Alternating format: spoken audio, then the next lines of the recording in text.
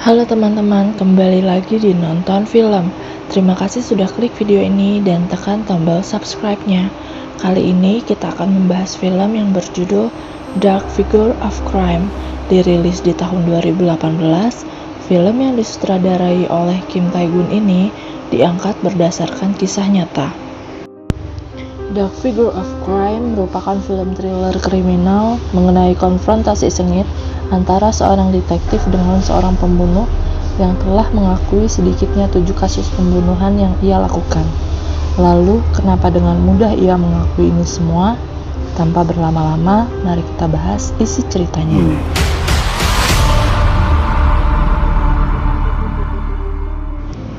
Di awal film, terlihat Hyung Min yang seorang detektif bersama informan bertemu seorang pemuda bernama Tae-oh di sebuah restoran. Pemuda tersebut mengaku 7 tahun yang lalu ia telah menerima upah untuk menguburkan jasad seseorang. Ketika Tae-oh akan mengungkapkan di mana ia menguburkan jasad itu, ada polisi lain yang menangkapnya dengan tuduhan Tae-oh telah menghabisi kekasihnya sendiri. Karena hal ini, Tae-oh pun ditangkap dan terancam hukuman 20 tahun penjara. Namun 3 bulan kemudian, Tae-oh menghubungi lagi detektif Hyung Min. Ia menyampaikan sebuah rahasia bahwa ia bukan hanya telah membunuh Yojin kekasihnya, namun sedikitnya masih ada 6 orang lain.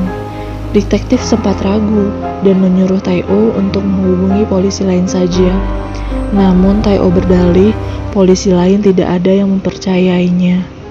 Penasaran akan kebenaran cerita yang Tae-oh sampaikan, akhirnya Hyung Min pun menemui Tae-oh di penjara.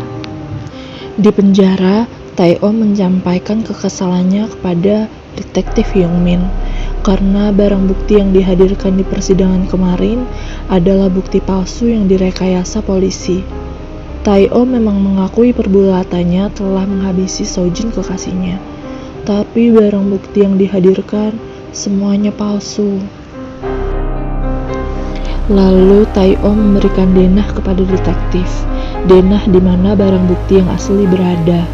Barang bukti yang Tae-oh gunakan untuk menghabisi Sojin kekasihnya. Jika detektif bisa menemukan barang bukti tersebut, Tae-oh akan memberikan petunjuk 6 pembunuhan lain yang ia lakukan. Hyung Min pun mencari barang bukti sesuai denah yang diberikan Tae-oh. Benar saja, baju, pengikat tangan dan kaki yang diidentifikasi milik Sojin ditemukan. Karena barang bukti yang ditemukan oleh detektif Hyung Min, vonis Tae-oh berkurang 5 tahun. Guna kompensasi yang diberikan pengadilan kepada Tae-oh karena barang bukti yang dihadirkan sebelumnya palsu. Sebagai imbalannya, Tae-oh memberikan daftar tempat kejadian beserta ciri-ciri korban lainnya yang ia lenyapkan. Melihat daftar itu, detektif menanyakan kenapa Tae-oh tega menghabisi kekasihnya sendiri. Ternyata karena kekasihnya sedang datang bulan. Ketika detektif Hyung Min ingin menggali informasi lain, Tae-oh enggan menerangkan lebih. Jika detektif Hyung Min ingin informasi lebih, Tae-oh memberikan syarat. Ia akan memberikan informasi lain kalau detektif membawakannya kacamata beserta pakaian dalam untuknya. Dengan keterangan yang minim, Hyung Min pun mengumpulkan informasi yang dibutuhkan.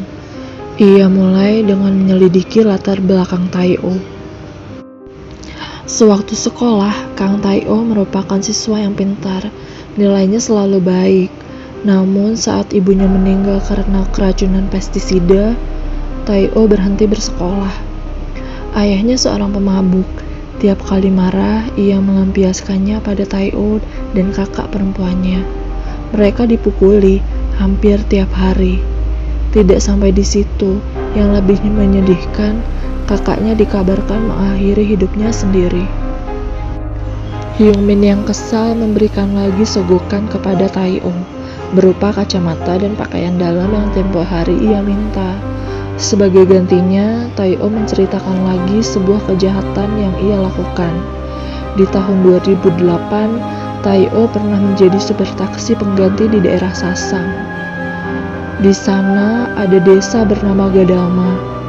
Di desa itu ada pemakaman. Ia menguburkan mayat di sana. Hyung-min harus menemukan sendiri mayat itu. Hyung-min yang masih percaya kepada Kang Tae-oh pun pergi ke desa Gadalma. Dan benar saja, di pemakaman itu ada patung singa, sama seperti denah yang digambarkan Tae-oh.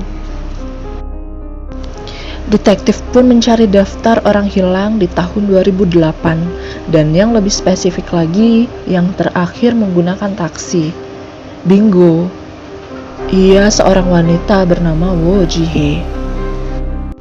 Woo Ji-hye seorang wanita muda yang cantik, bekerja di klub malam, dan hanya tinggal bersama neneknya. Malam itu Woo Ji-hye yang mabuk menaiki taksi Tae-oh. Tak sengaja Woo Ji-hye berkata kasar. Tae-oh yang kesal, tega menghabisi Woo Ji-hye saat itu juga. Dengan susah payah, detektif bisa mendapatkan surat penggeledahan makam. Penggeledahan pun dilakukan dengan membawa tim yang cukup besar. Setelah cukup lama menggali, tak ada jasad yang ditemukan. Tim pun dengan terpaksa ditarik mundur. Detektif yang tak putus asa pun tetap melakukan penggalian bersama satu teman yang tersisa di depan makam. Teman yang heran menanyakan kepada Hyung-min kenapa ia begitu percaya kepada Tae-oh. Hyung-min pun menjelaskan tak mungkin Tae-oh membohonginya, karena Tae-oh tidak punya siapapun dan tak punya uang. Kalau Tae-oh berbohong, Hyung-min tidak akan menjenguknya lagi di penjara.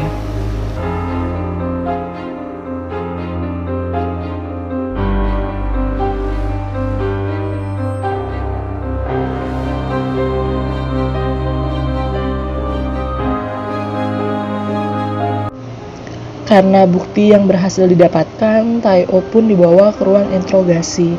Tapi yang membuat kesal, karena Tae-oh tahu tempat itu diawasi, ia tidak mengakui semua perbuatannya.